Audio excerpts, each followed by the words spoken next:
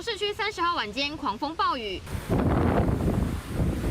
雨水狂飘横扫马路，风势超强，直到早上。都倒了。冈山兰州会现场帐篷全被吹垮，摊位掀翻，货品掉满地，支架残骸霸占马路，一片狼藉。看到很恐怖啊，全部倒了啊，前面的全部倒下来，就是球那一头啊。他们是说早上刮一阵风啊，然后就都倒了。监视器拍下美浓宫庙的棚架半夜被强风连根拔起，铁架整片倒下，还凹陷，惨不忍睹，活动也被迫取消。